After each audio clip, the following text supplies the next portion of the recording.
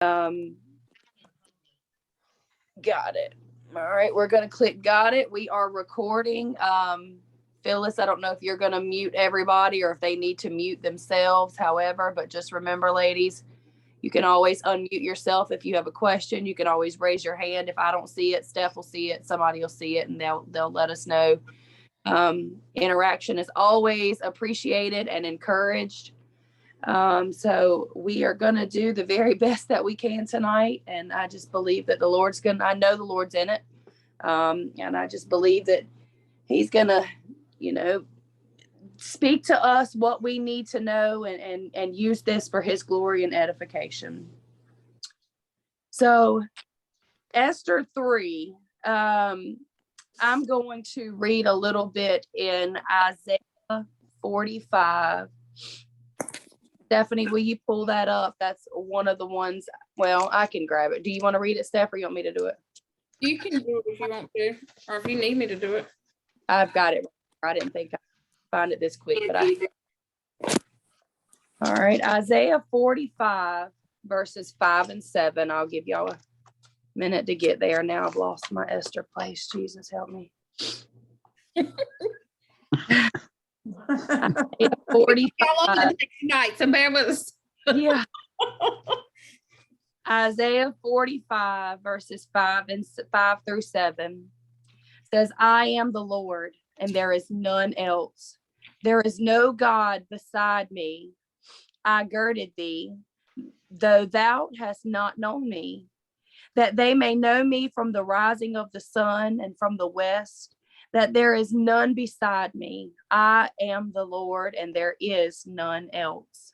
I form the light, I create the darkness. I make peace, and I create evil. I, the Lord, do all things. That scripture in one of the commentaries that I was reading and getting some of my insight from, that scripture kind of tied into what we're gonna a little bit about the character of God.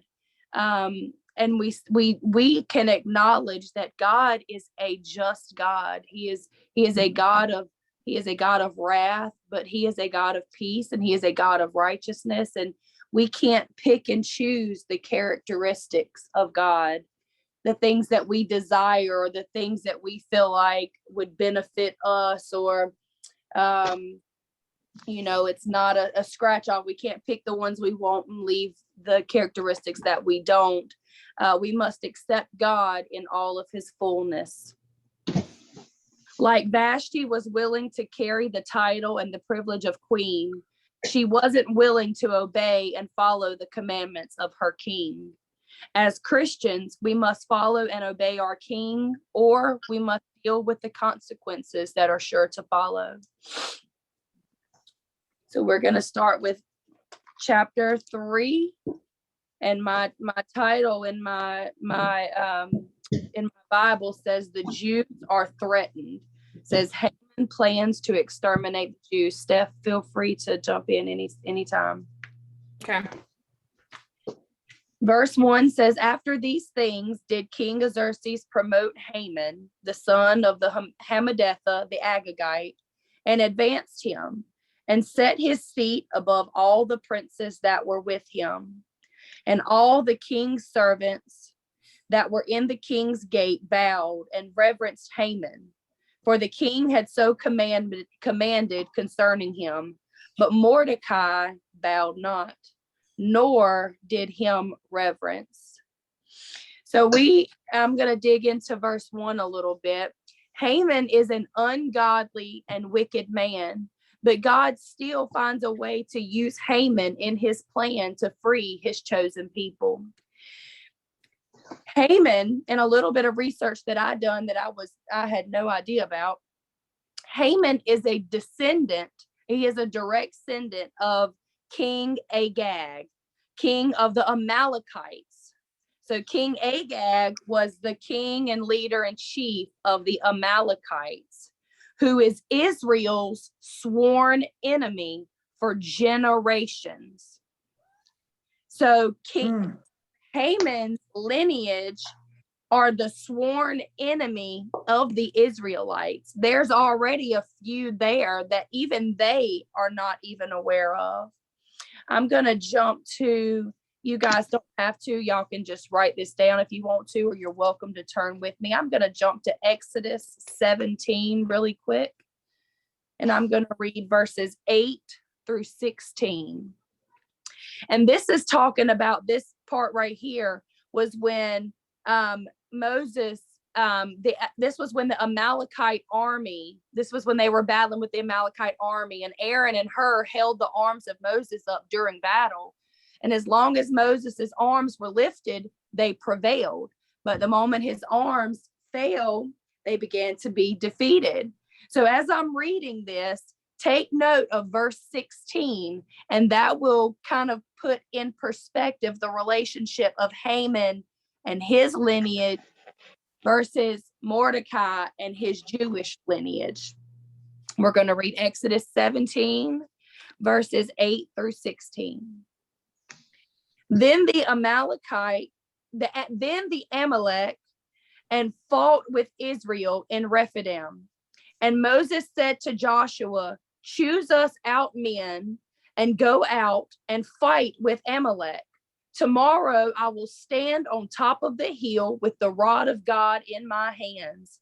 So Joshua did as Moses told him, and he fought with Amalek. And Moses, Aaron, and Hur went up to the top of the hill. And it came to pass when Moses held up his hands that Israel prevailed. And when he let down his hand, Amalek prevailed. But Moses' hands were heavy, and they took a stone and they put it under him, and he sat thereon. And Aaron and Hur stayed up his hands, one on one side and the one on the other. And his hands were steady until the going down of the sun. Let me just stop right there. I don't know about y'all, but I've been in a place in my life before where I've needed some brothers and sisters to come up beside me and hold my hands up during the middle of a battle.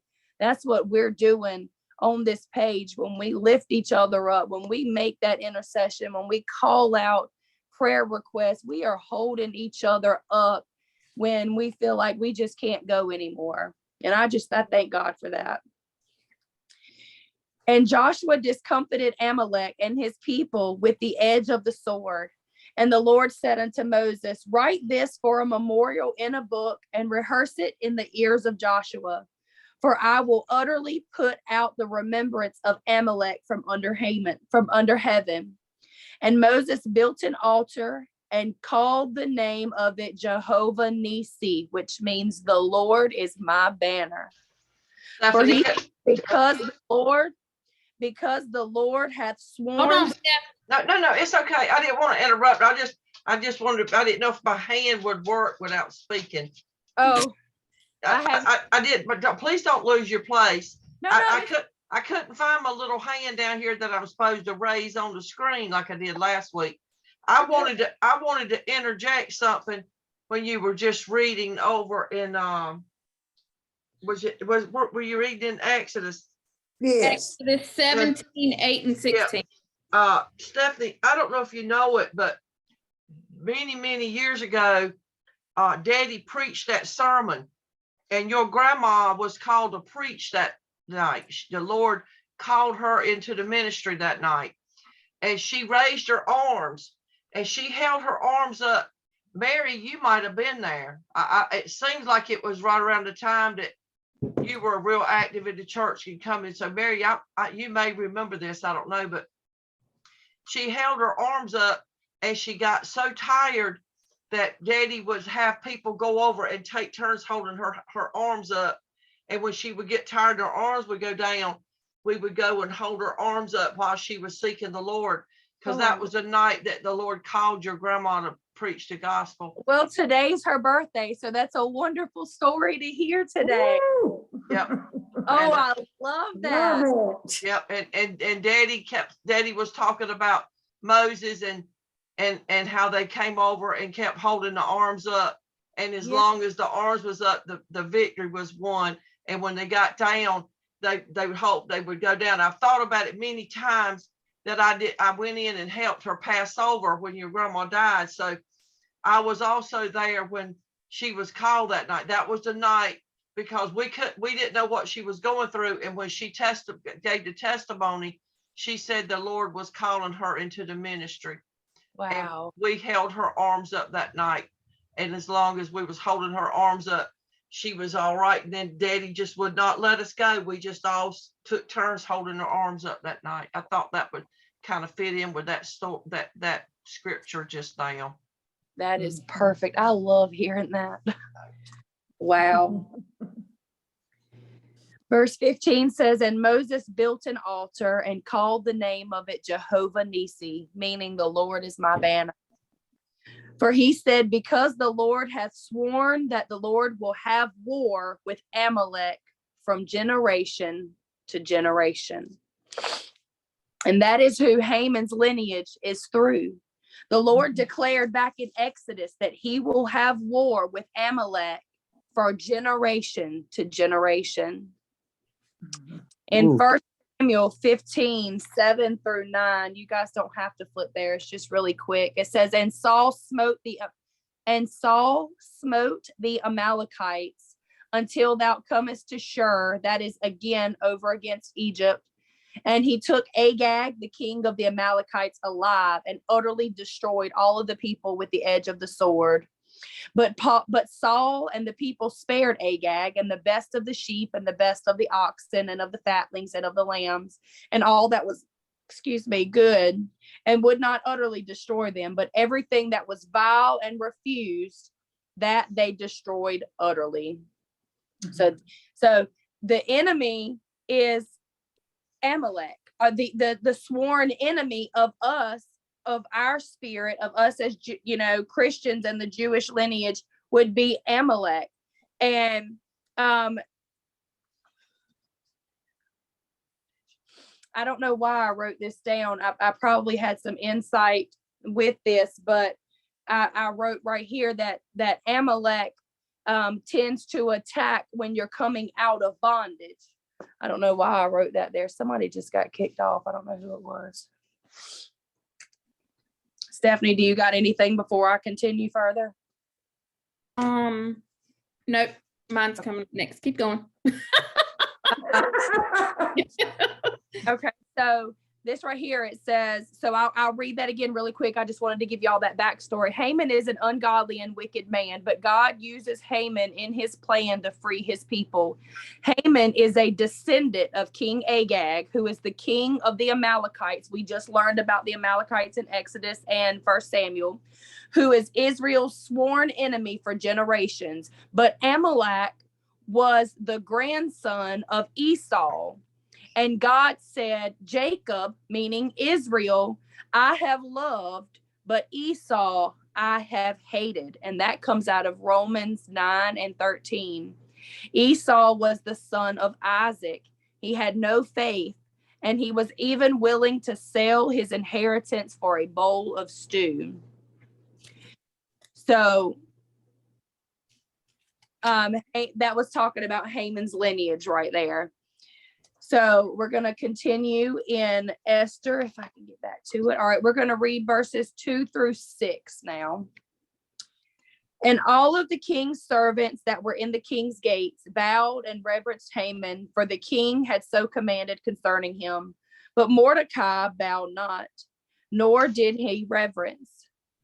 Then the king's servants, which were in the king's gate, said to Mordecai, why transgressest thou the king's commandment? Now it came to pass when they spake daily unto him, and he hearkened not unto them, that they told Haman to see whether Mordecai's matters would stand, for he had told them that he was a Jew. Now when Haman saw that Mordecai bowed not, nor did he reverence, then Haman became full of wrath. And he thought scorn to lay hands on Mordecai alone, for they had showed him the people of Mordecai. Wherefore Haman sought to destroy all the Jews that were throughout the whole kingdom of Xerxes, even the people of Mordecai. So here we see that Haman's pride has become wounded. Haman Haman desires the worship of people.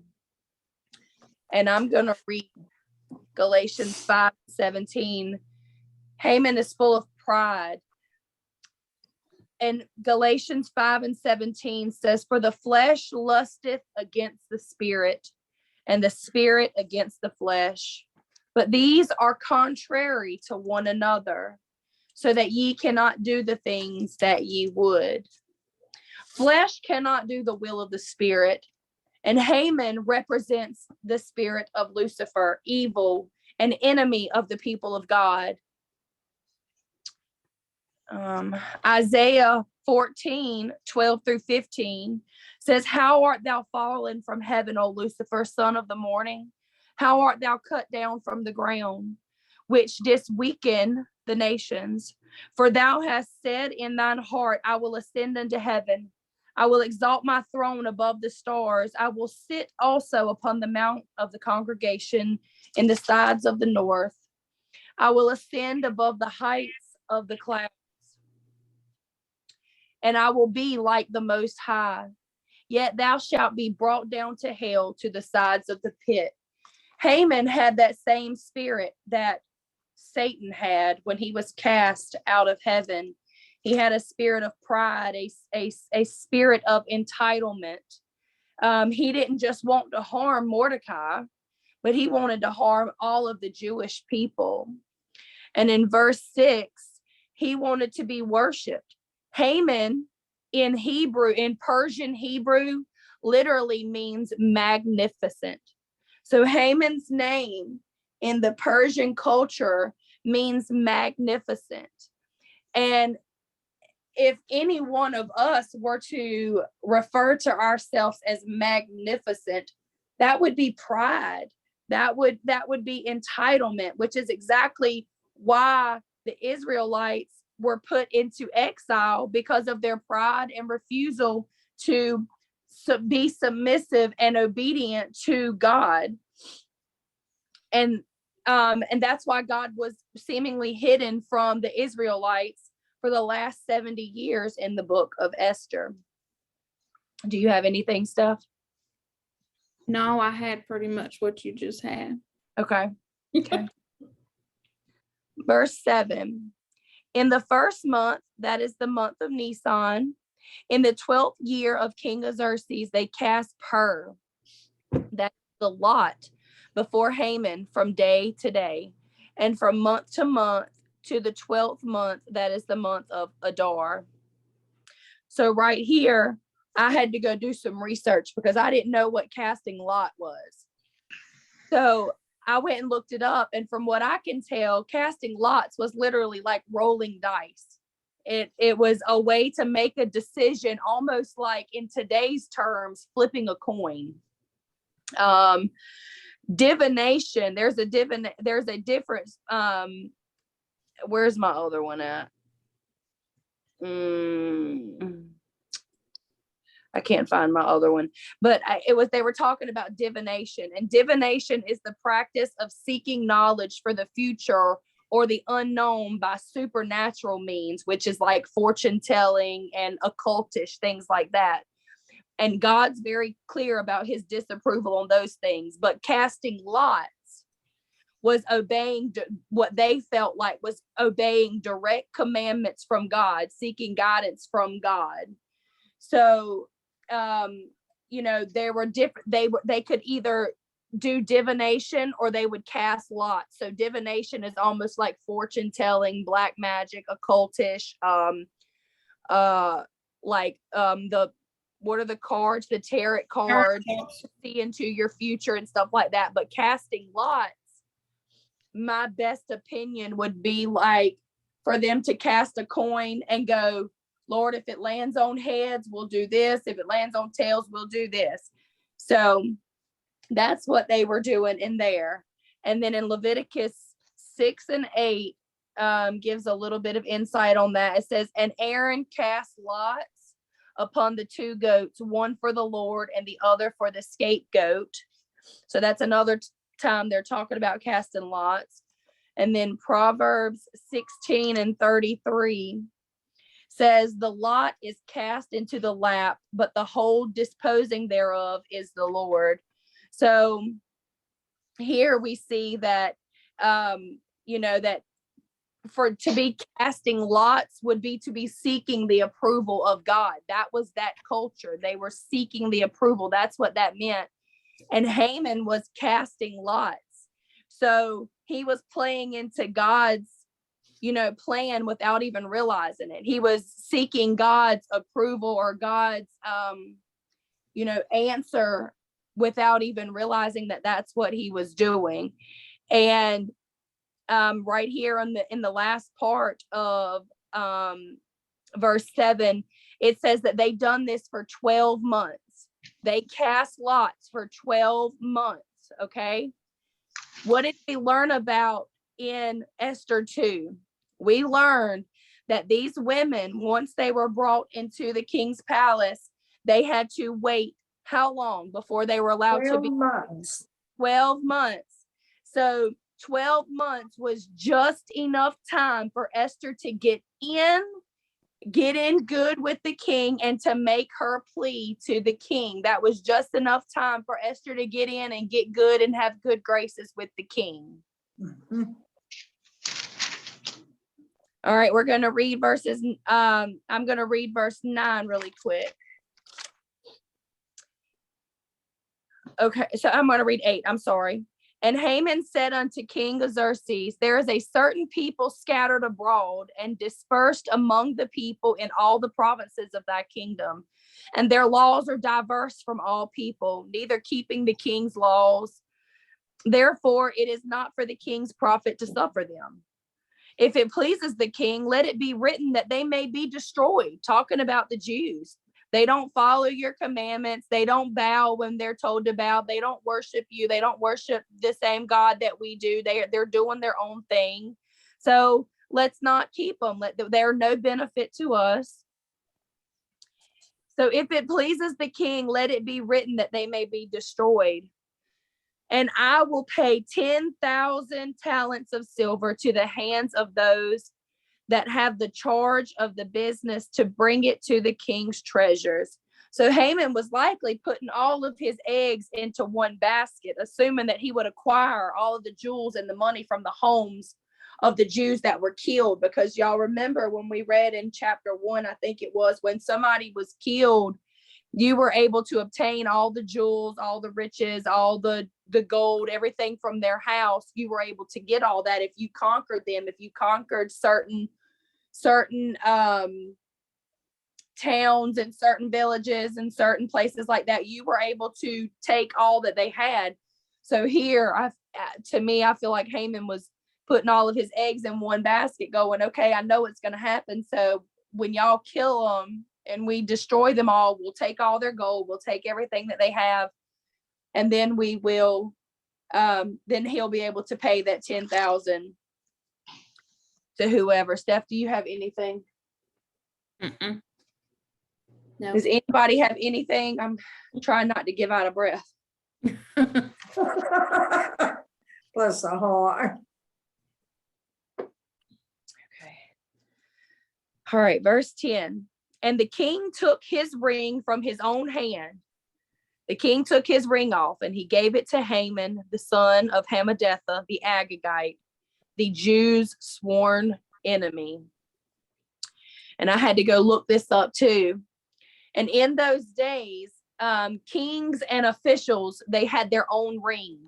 And on that ring, the top of the ring was kind of raised up and it had an imprint on it, almost like a stamp. And that stamp, that ring was their seal of approval. It was their certification. It was, their stamp of, of approval and things like that, almost like a watermark. If you, on the back of like letters, when you dip your little stamp in the wax or whatever it is, and you kind of seal it on the back of mail and things like that. The king would press his ring into a soft wax to certify official documents and laws. And by giving Haman this ring, Xerxes gave him authority to certify or decree anything that he wanted in the name of the king. And for someone with as much pride and hatred and jealousy and entitlement as Haman, that is a dangerous thing, especially when he already has a target on the backs of the Jews. And the king said unto Haman, the silver is given unto thee, and the people also, to do with them as it seemeth good to thee. So here's my ring, here's my approval, you've got my go ahead, you've got my blessings. The Jewish people are yours to do with whatever you want, however you see fit, and to do with whatever you want to do.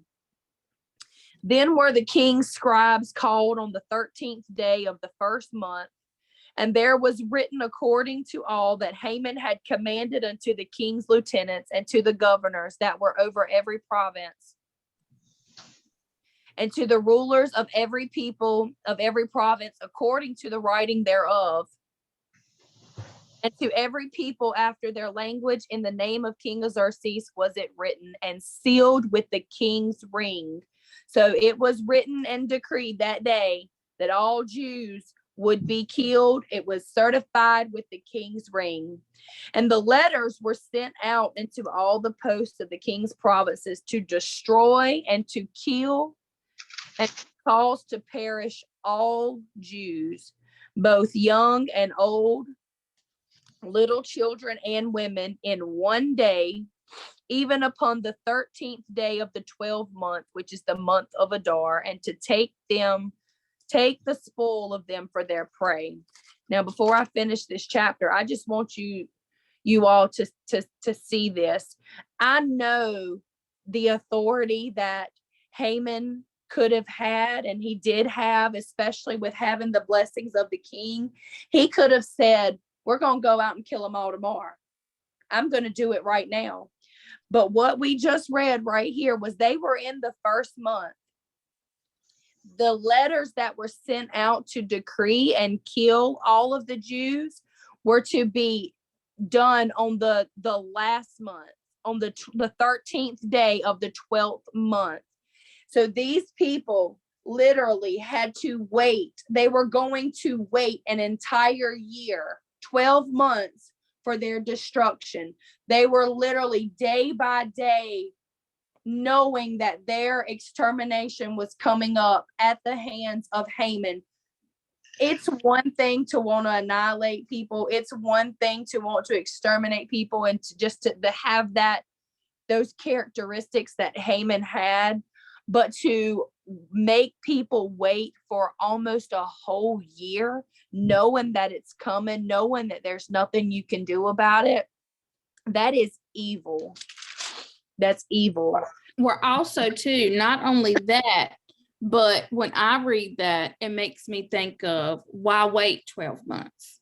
Mm-hmm. Maybe that was so everything that had to come into play could come into play before they could be saved. Absolutely. That was the Lord's doing. So Right. Esther- He might have been thinking he was going to let them suffer. Yeah. But in return, what happens is in that, in that 12 months, it doesn't end up that way. That's right. gave Esther time to get her act together. That's right. And two, I wanted to add at the beginning, and I don't know why I didn't say something earlier, I'm sorry. When it said that Mordecai, in verse 2, when it said that he would bow not. I know up until this point, they said he was cozy in Persia. He was working in the palace. He was doing their types of things. Did anybody know that he was a Jew? He until this point, he hadn't declared that. But here, I think to him, even though he wasn't living right and walking, the way he was supposed to, walking to God, that was his point, that he wouldn't bow. That was his limit. That was his line. That was his line that he would not cross. So, and not only knowing that, of knowing too of who Haman's lineages, knowing who they were, knowing that they were, they were God's people's enemies from, generations ago. So. Yeah. when I read that, that was really interesting to me, that the Amalekites were, you know, the lineage of Haman, and they were the sworn enemies of the Jews from the beginning. And God said that they would be enemies, and he will declare war on them from generation to generation to generation. Yeah. So we'll finish this out. And verse 14, the copy of the writing for a commandment to be given in every province was published unto all the people, that they should be ready against that day. So get ready, it's coming. The post went out, being hastened by the king's commandment, and the decree was given in Shushan the palace, and the king and Haman sat down to drink, but the city of Shushan was perplexed. So after he's done sent out this decree, y'all got a couple of months and it's over for you. I'm going to kill you. I've got it out for you. He and the king went and sat back and kicked their feet up and grabbed them something to drink. While Shushan was, I mean, they were in a frenzy. I mean, their lives had just been flipped upside down. I mean, I can't imagine. But that was the characteristics and the heart of Haman. And so it seems even the king in that moment, he was like, whatever you want to do, Haman, you know, you've got my blessing. So this is when the decree of the annihilation for the Jews has been set into place. The king has given his blessing. All the Jews have been given their decree that you have about 12 months and you will be no more. So like we said earlier, that Esther has just come into play. We've been given about a 12-month timeline, and that gives Esther just enough time to get in there and do all of her purifications, get in good graces with the king, get everything in order that she needs to get in order. That will give her time to make her plea with the king. So that's all I have for chapter 3. Does anybody have any input, any questions, anything you'd like to add? Thought it was wonderful myself. It was. I really enjoyed it because you could start putting pieces together of a puzzle. Yeah. And it's all about timing and God's timing. And God's timing. You look at it and you see all these. You see this length of time that this is going to take place, but you see God's hand in it also. He uses even something that's evil. He still, you know, like Donna said, it was given Esther time to get her act together, even in, you know, it was cruel, you know, for the wait, but it was also God had a plan. God had a plan. Yeah. He's always got a plan. The enemy for our evil and turn it for good. That's right. Yep. That's it. I like that. I like that. Yep. This happened to me a couple of times. Well,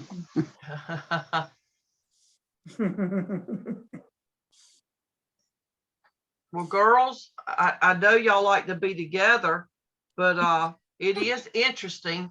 It is interesting to delve into depth into the scriptures instead of just hitting the highlights and kind of getting the history of it. I like that. Yeah. I get a lot of my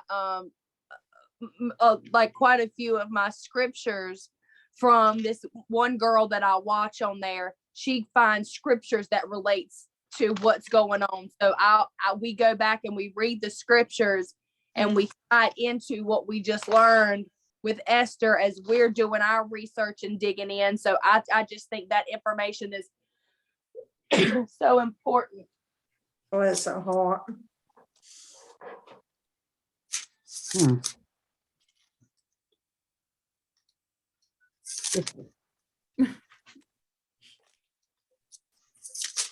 Need some chicken noodle soup.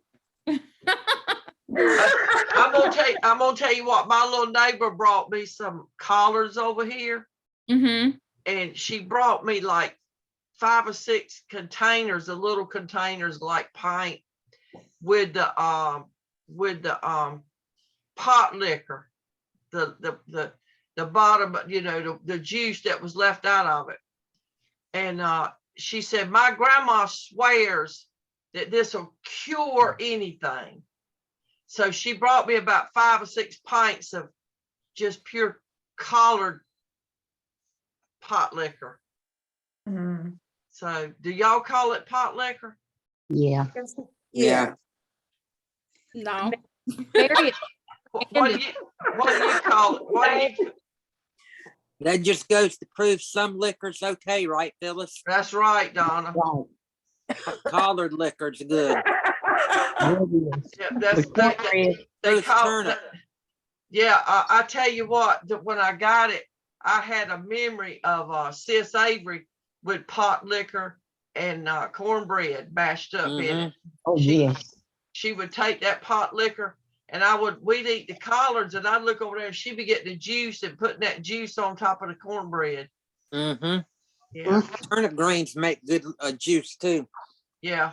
But they say that juice is good for whatever you need to cure you. So I agree with Stephanie that chicken noodle soup is good for you. Get you some chicken noodle soup, Stephanie, some thick.